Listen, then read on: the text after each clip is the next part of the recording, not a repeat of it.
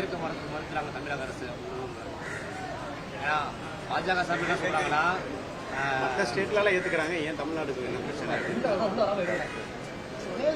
இல்லை அப்படி இல்லை. இப்போ திமுக எதிர்க்கிறதுல எவ்வளவு தூரம் உறுதித்தன்மையா இருக்கும்னா உங்களுக்கு தெரியும். தம்பி அண்ணாமலை சொல்லும்போது 53,000 இந்த அரசு பள்ளிக்கூடங்களை தவிர மீதியில எல்லாம் இந்தி இருக்குங்கிறது. அப்ப தனியார் பள்ளிகளெல்லாம் இந்தி இருக்கிறதுனா அதை அனுமதிச்சது யாருன்னு ஒரு கேள்வி வருதுல்ல. இந்த ரெண்டு கட்சி ஆட்சியாளர்கள் தானே. இப்ப கேந்திர வித்யாலயா, நவோதயா, சிபிஎஸ்இ பாடத்திட்டம் மத்திய அரசு உதவி பெறும் பள்ளிகள்ங்கிறாங்க. மத்திய அரசுக்கு ஏது நிதின்னு கேட்டிருக்கணும். இப்ப நிலம் என்னது, நீர் என்னது, மின்சாரம் என்னது, எல்லா இதுவும் கொடுத்துட்டு இங்க என் தாய்மொழியை படிக்க முடியாத ஒரு பள்ளிக்கூடம் இங்க இருக்கு. அதுக்கு வாய்ப்பு இல்லாத ஒரு பள்ளிக்கூடம். இதை எப்ப கேட்டு தடுத்து நிறுத்திருக்கணும்? திடீர்னு இப்ப இந்தியை எதிர்க்கிறதுங்கிறது ஒரு தேர்தல் வரும்போது அதை தமிழ் மொழி மேல ஒரு பெரிய பற்று இருக்கிற மாதிரி சொல்றது. இந்த நாட்டில் இருந்த ஆட்சியாளர்கள் நீங்க ஆழ்ந்து பார்க்கணும். மொழி வழியே மாநிலங்கள் ஏன் பிரிக்கப்பட்டது, அதற்கான தேவையும் காரணமும் என்ன இருந்ததுன்னு நம்ம முதல்ல பார்க்கணும். அதற்கு பிறகு உலகமெங்கும் சின்ன சின்ன நாடுகள்ல கூட பல மொழிகள் ஆட்சி மொழியா இருக்கு. இந்தி பேசும், இந்தி மொழி பேசக்கூடிய மக்கள் தான் இந்தியா அப்படிங்கறது இல்லை, இங்க இருந்தது இல்லை. முதல்ல இந்தியான்னு ஒரு நாடு இருந்ததில்லை. பல மொழி பேசும் மக்கள், பல்வேறு மொழிவழி தேசிய இனங்கள் எல்லாம் வாழ்ந்து இருந்த போது வெள்ளக்காரர்களால் உருவாக்கப்பட்ட ஒரு கட்டமைப்பு தான் இது. இந்த நாடும் இந்த இதுக்கு வச்ச பேரும் இந்தியாங்கிற பேர். அதுல இந்தி பேசும் மக்களும் இருக்கிறாங்க. அப்ப இது என்ன பண்ணிருக்கணும்? இந்தியா ஒரு பன்முகத்தன்மை கொண்ட ஒரு நாடு, தேச ஒற்றுமையும் இறையாண்மையும் கொண்ட ஒரு நாடா இருக்கணும்னா இந்த நாட்டில் இருக்கிற 22 மொழிகளும் ஆட்சி மொழியா இருந்திருக்கணும், அதிகார மொழியா இருந்திருக்கணும். அது இல்லாம இந்தி தான் இந்தியாவின் மொழி அப்படின்னா அப்ப என் மொழி என்னாச்சு? நீங்க வரலாற்றில் உங்களுக்கு ஒரு படிப்புன்னு இருக்கு. இங்க இருந்து பாகிஸ்தான் ஏன் போச்சுங்கிறத உங்களுக்கு தெரியும். அதுக்கு காரணமாக மதம் இருந்தது, மார்க்கம் இருந்தது. அங்கிருந்து பங்களாதேஷ் ஏன் பிரிஞ்சதுங்கிறதுக்கு அதுக்கும் உங்களுக்கு காரணம் தெரியும். பாகிஸ்தானை பிரசவம் பார்த்து அனுப்புனது நீங்க, அங்கிருந்து பாகிஸ்தான்ல இருந்து பங்களாதேஷ பிரசவம் பார்த்தது நீங்க தான். அதுக்கு காரணம் உங்களுக்கு நல்லா தெரியும். அவன் உருத ஆட்சி மொழினானா என்னுடைய வங்காள மொழி என்னாச்சுங்கிறதான் சண்டை. அப்ப உங்க மொழி மேல உங்களுக்கு பற்று இருக்குன்னா அந்த மொழி எங்க மொழி மேல எங்களுக்கு பற்று இருக்கக்கூடாது, அது தேச துரோகம் சொல்றதெல்லாம் அதை ஏற்புடையதில்லை. இங்க என்ன இருந்திருக்கணும்னா மும்மொழிங்கிறதுல எம்மொழி எங்க இருக்கு? தமிழ் படிக்கிறதுக்கே வாய்ப்பில்லாத ஒரு சூழல் உருவாகிட்ட பிறகு புதிதா ஒரு மொழியை கற்றுக்கணும். அது மும்மொழினா அது ஏன் அது எம்மொழியா இருக்கக்கூடாதுங்கிற கேள்வி உங்களுக்கு வரும், எனக்கு வரும், இவருக்கு வரும். அது தெலுங்கருக்கு வரும், கன்னடருக்கு வரும், வங்காளிக்கு வரும், பீகாரிக்கு வரும், குஜராத்திக்கு வரும், மராட்டியனுக்கு வரும், தமிழன் எனக்கும் வரும். அப்ப இது என்ன வரணும்? நீ எல்லா மொழியும் ஆட்சி மொழியாக்கு. எல்லா மொழிக்கும் எல்லா மொழியிலையும் பாராளுமன்றத்தில் பேச முடியும். இப்ப விண்ணூர்தியிலிருந்து நான் பறந்து வரேன், சங்கம் வச்சு தமிழ் வளர்த்த என் மண்ணுக்கு தலைநகர் தமிழ்நாட்டின் தலையிலிருந்து பறந்து வரும்போது இந்தி இங்கிலீஷில் தான் அறிவிப்பு இருக்கும்னா இது எப்படி இது? ஆனா மலேசியா, சிங்கப்பூர், அரபு நாடுகள் நாங்க வரும்போது என் தாய்மொழியில அறிவிப்பு இருக்கும். இது எந்த மாதிரி? நான் ஆந்திராவுக்குள்ள பறக்குறேன்னா அங்க தெலுங்குல அறிவிப்பு இருக்கணும், கேரளாவுக்குள்ள பறக்குறேன்னா மலையாளத்துல அறிவிப்பு இருக்கணும். அதுதான் என் மொழிக்கு கொடுக்கிற முன்னுரிமை. அப்பதான் ஒவ்வொரு குடிமகனுக்கும் இது என் நாடுங்கிற பற்று வரும், உணர்வு வரும். அது இல்லாம நீ என் தாய்மொழியை படிக்க முடியாத சூழலை உருவாக்கி விட்டு மும்மொழின்னு இந்தி படினா மும்மொழி அப்படிலாம் இல்லை, எந்த மொழியும் படிக்கலாம்னா அப்படி அதுல ஒண்ணும் இல்லையே. அப்படின்னா நீ பன்மொழி பயில்கன்னு வரணும். கொள்கை மொழியா ஏன் வருது? இந்த நாட்டில் எல்லா மாநில மக்களுக்கும் அவரவர் மொழி, அவரவர் தாய்மொழி கொள்கை மொழி. ஆங்கிலம் ஒரு பயன்பாட்டு மொழி. விரும்பினால் எம்மொழியும் கற்கலாம்ங்கிறதான் கொள்கையா இருக்க முடியும். அது இந்தி கத்துக்கலாம், போஜ்பூரி கத்துக்கலாம், அது பீகாரி கத்துக்கலாம், அது பஞ்சாபி கத்துக்கலாம், மராட்டியம் கத்துக்கலாம், ராஜஸ்தானி கத்துக்கலாம், பிரெஞ்சு கத்துக்கலாம், ஸ்பானிஷ் கத்துக்கலாம். எது உனக்கு விருப்பமோ நீ கத்துக்க அப்படிங்கிற சூழல் உருவாக்குறதுதான் சரியா இருக்கும். திரும்ப திரும்ப அதே நீங்க திமுக இந்த கட்சிகள் புதிய கல்விக் கொள்கை எதிர்க்கிறதுங்கிறது ஒரு நாடகம். இல்லந்தேடி கல்வி எந்த கொள்கை திட்டத்தில் இருந்தது? இந்த புதிய கல்விக் கொள்கையில் தான் இருந்தது. ஐயா ஜவஹர் நேசன் அந்த கல்வி திட்ட வகுப்பு குழுவில் இருந்தவர் எதுக்கு வெளியில ஏறினாரு? இது புதிய கல்விக் கொள்கையை அப்படியே பின்பற்றுது, வேற பேர்ல. அதனால அதுல போய் நம்ம இருந்து வேலை பயனில்லைன்னா வெளியேறினாரு. அவர் கொடுத்த பேட்டியே இருக்கு. அதை அப்படியே ஏற்றுக்கிட்டு இந்த தேர்தல் வர நேரத்தில் ஏதோ திடீர்னு தமிழ் வாழ்க, தமிழ் ஒழிஞ்சிரும், இதெல்லாம் இவங்க நடத்துற பள்ளிக்கூடங்கள்ல தமிழ் பாடமொழியா இருக்கா? இந்தி இருக்கா, தமிழ் இருக்கா? இது நாங்க உறுதியா இருக்கிறோம். இந்த மும்மொழி கொள்கை அதெல்லாம் இல்லை. மும்மொழினா எம்மொழி எங்கங்கிற கேள்வி வருது இல்ல. பன்மொழி பயில்கன்னு கொண்டு வா, எல்லா மொழியும் கத்துக்க, விருப்பம்னா கத்துக்கன்னு சொல்ல. நான் ஏன் தெலுங்கு படிக்கக்கூடாது? பக்கத்துல எனக்கு பக்கத்தில் இருக்க மாநிலம் எனக்கு தெலுங்கு விடுது, நான் ஏன் கன்னடம் கத்துக்கூடாது? இந்தி தான் படிக்கணுங்கிற தேவை ஏன் இருக்கு? அந்த மும்மொழியில ஒம்மொழி ஏன் இருக்கு? அந்த கேள்வி யார்கிட்ட பதில் இருக்கு? எம்மொழி ஏன் இல்ல? அந்த மும்மொழியில ஒம்மொழி ஏன் இருக்கு?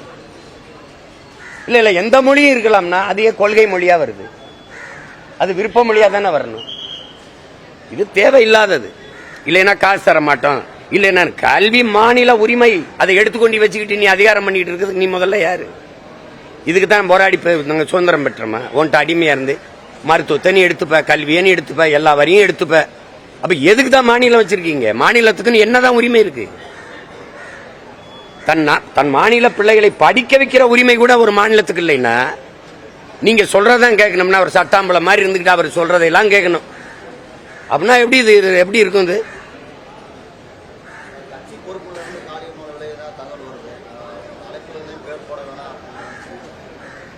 எப்படி? திருச்செந்தூர்ல ஒரு அழைப்புதல்ல வந்து சமூக செயல்பாட்டாளர் காளியம்மான்னு போட்டிருக்காங்க. அது நாம் தமிழர் விளையிட்டாங்க. அது தெரியல. அது இந்த கட்சிக்குள்ள முழு சுதந்திரம் இருக்கு. இருந்து இயங்குவதற்கும் விருப்பம் இல்லைன்னா வெளியேறுவதற்கும் முழு சுதந்திரம் இருக்கு. இது ஒரு ஜனநாயக அமைப்பு. தங்கச்சியை நாங்க தான் அன்பா, முதல்ல சமூக செயற்பாட்டாளர் தான் தங்கச்சி இருந்தாங்க. அவங்களை அழைச்சிட்டு வந்தது நான் தான். இன்னைக்கு அவங்களுக்கு எல்லாருக்குமே எல்லா சுதந்திரம் இருக்கு. பக்கத்தில் நிற்கிறவரோட நாளைக்கு வேற ஒரு அமைப்புல போய் சேர்ந்து இயங்கணும்னு தோணுச்சுன்னா அவர் போகலாம். வரும்போது வாங்க வாங்க வணக்கம் ரொம்ப நன்றின்னு சொல்லுவோம். போறதா இருந்தா போங்க ரொம்ப ரொம்ப நன்றி வாழ்த்துக்கள்னு சொல்லுவோம். இதுதான் எங்களுடைய கொள்கை. உங்களுக்கு தெரியும்னு நினைக்கிறேன். பருவ காலங்களில் இலையுதிர் காலம்னு ஒன்று இருக்கும். அது மாதிரி எங்க கட்சிக்கு இது கலையில் உதிர் காலம். அப்படி திடீர்னு வருவாங்க போவாங்க.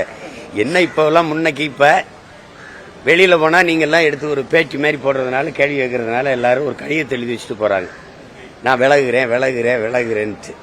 அது உடனே நீங்க ஒரு பேச்சு மாதிரி எடுத்து போறதுனால அது எங்களுக்கு கேட்கறதுக்கு பாக்குறதுக்கு ரசிக்கிறதுக்கு நல்லா தான் இருக்கு. எடுத்து போடுங்க. தங்கச்சிக்கு முழு சுதந்திரம் இருக்கு. கட்சியிலே இருக்கிறதா, கட்சியை விட்டு வேற இடத்துல போய் சேர்ந்து இயங்குறதாங்கிறத முடிவெடுக்கிற உரிமை அவங்களுக்கு இருக்கு. அதுல ஒன்னும் கருத்து நம்ம சொல்ல முடியாது. அடிப்படை பிரச்சனைகள், இந்த நிதி நெருக்கடி பிரச்சனைகள் இருக்க சூழல்ல இந்த மும்மொழி கொள்கையை வச்சு துணை முதல்வரும் அண்ணாமலையும் மாத்தி சவால் விட்டு ஒரு போர் நடக்கும். தம்பி, அடிப்படையில பெரிய பிழை நிகழ்ந்துருச்சு. கல்வி மாநில பட்டியல்ல மாநில உரிமையா தான் இருந்தது. அது அம்மையார் இந்திரா காந்தி அவங்க எடுத்துக்கிட்டு போகும்போது கடுமையா நம்ம சண்டை போட்டு தடுத்திருக்கணும். இப்படி கச்சத்தீவை வேடிக்கை பார்த்தோமோ, காவிரி நதிநீர் உரிமையை பறிகொடுத்தோமோ அப்படி. இப்ப நீங்க இந்திய ஏன் எல்லா மாநிலமும் இருக்கும்போது நீ மட்டும் எதிர்க்கிறேன்னா, இந்த நிலப்பரப்பு முழுதும் இருக்கிற மக்கள்ல எல்லாருமே கலப்பினங்களா இருக்கிறாங்க. பல்வேறு மொழிகளால இங்க பாருங்க கலந்து பிரிந்து உருவான மொழிகளா இருக்கு. தூய ஒரு இனம். நீங்க மராட்டியர் படையெடுத்து விஜயநகர பேரரசு நாயக்க மன்னர்கள் படையெடுத்து எத்தனையோ தாக்குதல் இங்க தொடுத்த போதும் இன்னும் மரபணு மாறாம தூய ஒரு இனம் இருக்குன்னா இந்த காலடியில் இருக்கிற இந்த நிலப்பரப்புல இருக்கிற தமிழர்கள் தான். நீ இந்திய முத இந்திய நிலப்பரப்புல எதிர்த்து 1935 போராடி உயிர் நீத்தவன் நடராஜன்கிற நம்ம தாத்தன். அந்த காலத்திலிருந்து நம்ம எதிர்க்கிறோம். ஜிஎஸ்டியா எதிர்ப்போம், சார் நீங்க சிஏயா எதிர்ப்போம். உங்களுக்கு புரியுதுன்னு நினைக்கிறேன். என்ஐயா எதிர்ப்போம். ஏன்னா போர்க்குணமிக்க ஒரு இனம் இங்கதான் இருக்குது. அது நான் தானே சண்டை போடுவேன். அவன் ஏற்கிறான், நீ ஏறுனா இது எப்படி ஏற்கிறது? அவன் ஏற்கிறான்னு அநீதி, அது தவறுன்னு தெரியுது. அவங்க எல்லாம் ஒத்துக்கிட்டாங்க, நீ ஒத்துக்கன்னு சொல்றது எந்த வழியில நியாயம்னு சொல்லுங்க. எந்த வழியில நியாயம்னு சொல்லுங்க. நாங்க கேட்கறதுக்கு நீங்க பதில் தான் சொல்லணும். நீங்க ஒன்னு நல்லா கவனிச்சுக்கிறீங்க. டென்மார்க், ஐரோப்பிய நாடுகள், Norway, Sweden, Denmark, Swiss, France, இந்த நாடுகள்லாம் நான் பயணம் பண்ணும்போது, ஜெர்மன்லாம் இந்த நாடுகள்லாம் இங்கிருந்து போன எங்கள் மக்கள், நம் மக்கள், ஈழத்திலிருந்து போன நம் மக்கள், உங்கள் தாய்மொழியை நீங்க மறந்துட்டீங்கன்னா, அழிஞ்சிருச்சுன்னா உங்க இனம் அழிஞ்சிரும். அதனால உங்கள் தாய்மொழியை உங்கள் பிள்ளைகளுக்கு படிப்பீங்கன்னு உங்களால் நம்ப முடியுதா? டென்மார்க்ல 32 பள்ளிக்கூடம் இருக்குது. அதை டென்மார்க் அரசே உருவாக்கி தருது. அதுல தமிழ் பயிற்றுவிக்கிற ஆசிரியர் பெருமக்களுக்கு அரசு சம்பளம் கொடுக்குது. எங்க பிள்ளைகள் தமிழ் படிக்கிறாங்க. என் மொழி அழிஞ்சிடக்கூடாது, என் இனம் அழிஞ்சிடக்கூடாதுன்னு இன்னும் ஒரு நாடு விரும்புது. ஆனா என் நாடு என் மொழி அழியிறத விரும்புது. நீ தமிழை முதல்ல தாய்மொழியை படி, தாய்மொழியில் படி. தாய்மொழியில் கல்வி கொடுக்காதது குழந்தைகளுக்கு தாய்ப்பால் எவ்வளவு முக்கியமோ அவ்வளவு முக்கியம் தாய்மொழி கல்வின்னு நான் சொல்லல. இந்த நாட்டின் தேச தந்தைன்னு சொல்ற, தேச பிதான்னு சொல்ற அண்ணல் மகாத்மா காந்தியடிகள் சொல்றாங்க. கனவு உனக்கு எந்த மொழியில் வருமோ அதான் உன் கல்வி மொழியா இருக்கணும், அதான் உன் சிந்தனை மொழி. அப்படி இருக்கா? பிறந்த குழந்தைய உடனே ஒண்டி நர்சரின்னு ஒன்று சேர்த்து விட்டு அதை ஆங்கில மொழியிலே பேச வச்சு ஆங்கிலேயனா மாத்துறது. இப்போ அது நாங்க 90 விழுக்காடு 99 விழுக்காடு ஆங்கில சொற்களை பயன்படுத்தி பயன்படுத்தி பேசுறோம். நாங்க தமிழர்களா மாறிட்டோம். நாடுதான் பேரு தமிழ்நாடுன்னு இருக்கு. எப்படி நாங்க தமிழோடு சமஸ்கிருதம் கலந்த 1800 ஆண்டுக்கு முன்னாடி கன்னடர்களா, 600 1600 தெலுங்கர்களா, 600 500 ஆண்டுக்கு முன்னாடி மலையாளிகளா, பிறகு துளுவர்களா பிரிஞ்சு போனோமோ அப்படி இப்ப நாங்க எங்க மொழியை எங்க இன அடையாளங்களை தொலைச்சு தங்கிலீஷ்காரர்களா தமிழர்களா மாறிட்டோம். அதான் நீங்க இருக்குது. இப்ப இங்க எழுதிருக்கு, இந்த பாருங்க, இது என்ன எழுதிருக்கு படிங்க. அதை சப்தகிரி. அது சப்தகிரின்னா என்னது? எழுத்து ஆங்கிலத்தில் இருக்கு. ஆனா நீங்க படிக்கும்போது சப்தகிரி, கிரின்னா மலை, அது ஏதோ ஒரு இதுன்னு இருக்குதுப்பா. அது டேஸ்ட் ஆஃப் சவுத் இந்தியா, அது ஏன் தென்னிந்திய சுவை அப்படின்னு ஏன் நீங்க வைக்கல? அப்ப நீங்க மாத்திட்டீங்க, பேரை மட்டும் தமிழ்நாடுன்னு வச்சுட்டு ஒரு இனத்தை அழிச்சிட்டீங்க. ஒன்னு நீங்க கவனிச்சுக்கிறீங்க, குண்டு போட்டு போர் நடத்தி ஒரு இனத்தை அழிக்கிறீங்க. ஒரு 1000 குடும்பம் மிச்சம் இருக்குன்னா 1000 மக்கள் அந்த மொழி உயிர்ப்பிச்சிடும். ஆனா மொழி அழிச்சிட்டீங்கன்னா அந்த இனம் உயிர்ப்பிக்காது, அவ்வளவுதான், முடிஞ்சிடும். இப்போ போர் நடத்தி ஈழத்துல எங்களை அழிச்சாங்க, ஆனால் எங்கள் இனம் இருக்குது, கொஞ்சம் இருக்குது, எங்க மொழி இருக்குது, அது உயிர்ப்பிச்சுக்கிறோம், அந்த இனம் உயிர்ப்பிச்சுக்கிறோம், பழகி பெருகிறோம். ஆனால் நீ மொழி அழிச்சிட்டீன்னா என் இனம் இல்ல, ஏறக்குறைய அழிஞ்சு போச்சு. அழிவின் விளிம்பில் நிற்கிற நாங்க அந்த மொழியை மீட்டுருவாக்கம் செய்ய துடிக்கிறோம். இந்த நிலையில புதிதா மும்மொழின்னா எப்படி? சமஸ்கிருதம் மொத்தமே 26,000 பேர் தான் இந்த நாட்டில் பேசுறாங்கன்னு இருக்குது. அதுக்கு அதன் வளர்ச்சிக்கு நீங்க ஒதுக்குற நிதி எவ்வளவு? இந்திய நாடாளுமன்ற கட்டடத்தில் எதற்காக சமஸ்கிருதத்தில் கல்வெட்டு? யார் பதில் சொல்ல? தம்பி அண்ணாமலை சொல்லுவாங்களா? உலகத்தின் தொன்மையான மொழி, முதல் மொழி தமிழ், அது எங்க நாட்டில் இருக்குது, எங்களுக்கு பெருமைன்னு பிரதமர் பேசும்போது, இந்திய மொழிகளின் தொன்மையை தமிழிலிருந்து அறியலாம்னு பிரதமர் பேசும்போது, அதுக்கு நேர எதிர்கருத்தை தம்பி அண்ணாமலை பேசிட்டு வராரு. பிரதமரே எழுத்து பேசுறீங்களா? அப்போ அங்கேயும் அப்ப அவ்வளவு தொன்மையான மொழிக்கு, பெருமையான மொழிக்கு ஏன் இந்திய நாடாளுமன்றத்துக்குள்ள, இந்த நாட்டின் நாடாளுமன்ற வளாகத்துல கட்டட அந்த இடத்துல கல்வெட்டுல எங்க மொழி இல்ல? ஏன் இல்ல? 22 இந்திய மொழிகள், எல்லா மொழிகளையும் கல்வெட்டு இருந்தா என்ன இடிஞ்சு விழுந்துருமா? என் மொழியை அங்கீகரிக்காத நாட்டில் எனக்கு என்ன பற்று வரும்? என் தாயை நிராகரிக்க வீட்டு மேல, நாட்டு மேல எனக்கு என்ன பற்று வரும்? சொல்லுங்க நீங்க. எப்படி சொல்றீங்க? ஆனா பிரதமர் மோடி என்ன சொல்றாருன்னா, மொழியை வைத்து பிரிவினையை ஏற்படுத்துவதை கைவிடு. நீங்க தான் செய்றீங்க.